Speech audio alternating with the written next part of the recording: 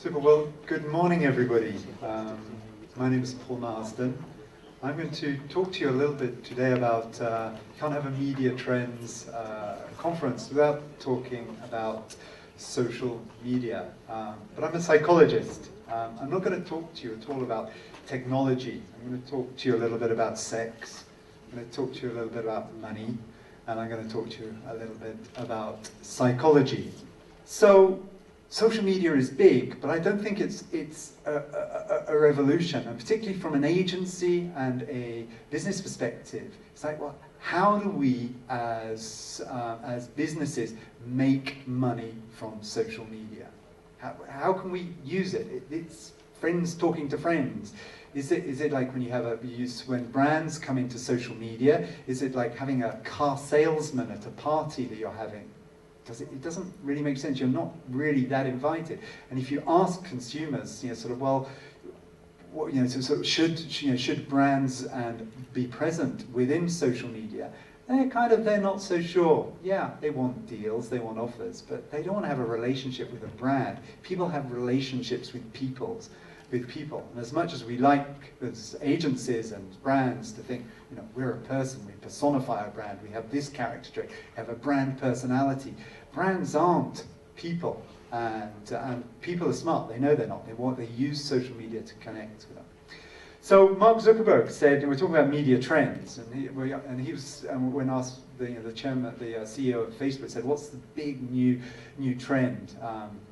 And he said, if I had to guess, social commerce is going to be the next big trend. Social commerce, the fusion of two big digital trends, e-commerce and social media. Electronic commerce, whether it's actually in store, on a tablet, or in PC.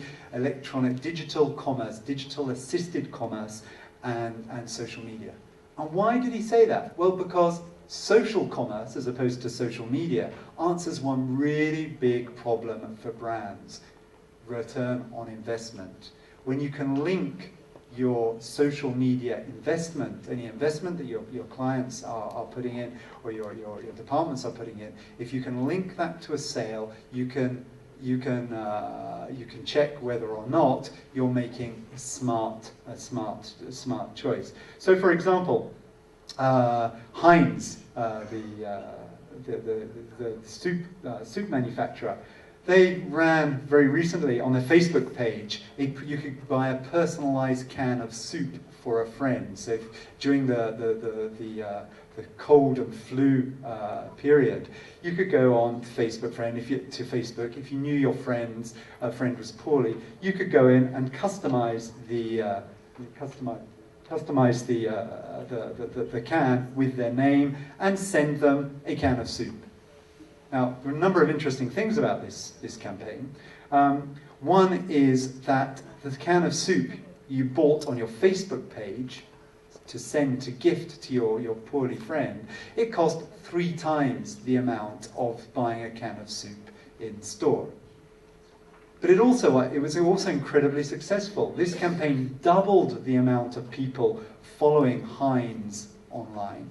On Facebook, connecting with people on Facebook, and 1 in 8 of their fans actually bought this because they thought it was a good idea. And I'll come to in a second one of the 3 reasons where you can, I think, decide whether social media is going to make you money or not. And one of them is bringing people together, this gifting, and it was incredibly successful. And they could check the return on investment, whether they were just throwing money into a black hole of social media. They could check whether they were getting money back. So social commerce, from a business perspective, makes sense. You can do loads of things with social media. You can do great creative campaigns. But the bottom line, is it going to make my business money? Is it going to build my brand? And a brand, from an economic perspective, is simply your ability to extract margin. So can you build your ability to extract margin and get more money from each sale? And they all fit under the umbrella of what I call social utility. So what do I mean by social utility? Social utility is about offering a service that is useful and that helps people do the stuff that they want to do, but within a particular social, within a social framework. So there are two types of social utility. One is either helping people solve problems socially, and the other is helping people solve social problems. It's really quite simple. A lot of psychology is about simplifying things now. So show you what I mean by social utility. So the first thing, solving problems socially. What that means is when we have a problem, humans, unlike pretty much all other animals, have the ability to learn from other people. You can try on a pair of jeans, and you can ask your partner or your friend, does my butt look big in this? We can learn from others. We can learn through our language. We don't have to throw ourselves off a cliff to know that it's actually not a pretty good idea. We can actually see, we can learn from other people's experience. It's called social learning, and it creates social intelligence. We are socially intelligent because we can learn from the experience of others. So Diesel ran an interesting campaign, early campaign, with a Facebook connected fitting room. So you can go in and put on in Diesel stores, try on a pair of jeans, try on try on pretty much anything you like, and then because there's a camera in the Facebook fitting room, and you can imagine some of the things that actually then started happening in the campaign. But the point of the exercise was that you could ask your Facebook friends, does my butt look big in this? Should I buy it or not? You can make informed decisions through real-time connected social media to make smarter decisions. The second aspect of social utility, there are only two of them. One is social utility as a way of making money out of social media. The first one, as we said, is about helping people solve problems socially. And the other is helping people solve social problems. Now, I won't go into a long discourse about social psychology, but what kind of social problems are we talking about?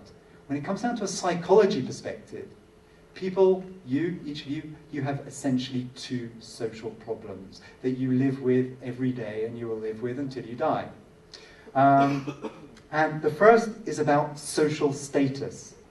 The problem of social status, where you are in the pecking order, in the social hierarchy. Research out from the University of Chicago just yesterday showed that actually the more you get promoted, the less ill you get, the less likely it is you're going to suffer from certain diseases. It seems to be almost linked into our genes, this notion that as animals we live in a social hierarchy. In a social hierarchy. So we're always concerned with being seen to be better than the other person. So Burberry, for example, ran a very successful social commerce campaign where it allowed its Facebook fans to get early access to the new Burberry body perfume. First through an online sample, so only fans could get a sample, and then in a Facebook store. And why was this smart? Because it gave its fans social status, that I got this first. I got this first. I got something that other people can't have. Just as Ed was talking about the treats, the Jello machine. It's about scarcity. It's when you make something scarce, you actually increase its value. The value of diamonds isn't the diamond itself. The value in a diamond is that nobody else has it. That's where the value comes from. So by using exclusivity, offering people social status, Burberry ran a very successful campaign and is widely seen in the world of social commerce, one of the most successful brands. So think when you want to turn your social media into social sales, when you want to make money out of social media, how you can offer social utility in the form of enhanced social status. The second one, whilst we're all concerned about social status, we're also concerned, the other social problem we have is social bonding. We're born alone and we die alone. Most of the time in between, we're trying to bond with other people, not to feel alone. Feeling lonely is a big predictor of not only disease, but also things like suicide. Being alone, social isolation, is one of the biggest predictors that somebody will either self-harm or commit suicide. And it's what people look for. Keys. People want to bond with social animals. And primates are social animals. And this is a form of social grooming, where primates will pick fleas out of each other's hair to come together, and to form bonds, to become closer. What Facebook is similar. When people connect with each other through Facebook, it's a form of social grooming. It's a bonding, you're saying, you matter to me, you are important. So helping people, offering social utility by helping people bond, is the secret to turning social media into social sales. If you think back to the Heinz example we went to, it's about gifting. It's about showing, hey, you're ill, I'm sending you some get well soup. So just to sort of summarize where I think, if you want to make money out of this trend, this media trend of social media, I think you need to, first of all, link it to a cash till. Because unless you can make money out of it, unless you can actually trace it through to a sale, then you're going to be wasting a huge amount of money on it. So you need to turn social media into social commerce. Making social commerce work is about creating social utility, offering people, allowing people, shoppers, to shop with their social intelligence so they can solve problems socially, whether it's about getting value, whether it's about getting advice. It's about social status, offering social status to your fans or people connect with you, giving people status. So a lot of movie studios now, 15 of them, 15 Hollywood movie studios now, allow you to see fan screenings for movies on Facebook pages and pay for them using Facebook credits or your PayPal account. What's useful about this in terms of the social status is you get special fan content. So you get behind the scenes interviews with the director, with cast, that only fans can see. So you get that status that I have it as a fan, you don't as a non-fan. They're selling social status. You want to sell with social media? Sell social status. You want to sell with social media? Sell social intelligence. Make people be more intelligent, make smarter choices. And finally, sell social bonding. Help people come together. In doing that, you'll be solving 3 key problems that people have and offering social utility. So I'm arguing for that if you want to make money out of social media, offer people social utility, something that solves their problems. I just want to leave you with a story, a short story that's got nothing to do with social media, but I think is something really important for if you want to make money out of social media, and more broadly out of the future of media trends. And it's a story about a small marine creature called a sea squirt. So a purple person translating that, goodness knows how they're going to translate sea squirt. But a tiny little marine creature that has a problem in life, but only one problem in life, and that is where to find a home.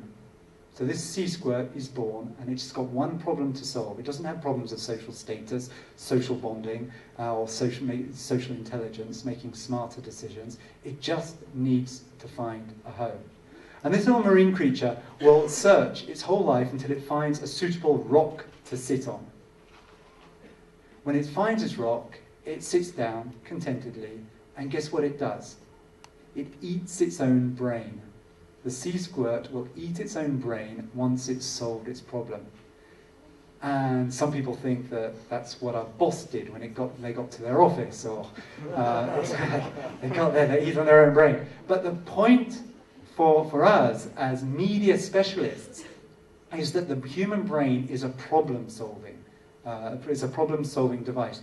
If we want our media to get through and connect with people, we have to solve people's problems. We're not sea squirts, but the only way of engaging people's brains, especially in this over-marketed, over-cluttered world, is to solve people's problems, offer utility. And my parting shot to you today is if you're going to if you're going to make money, you need to solve problems at a profit, people's problems at a profit, people's problems at a profit. If you want to do it in social media, solve their social problems by offering social utility. And that is the way that you will turn social media into social sales. Thank you very much.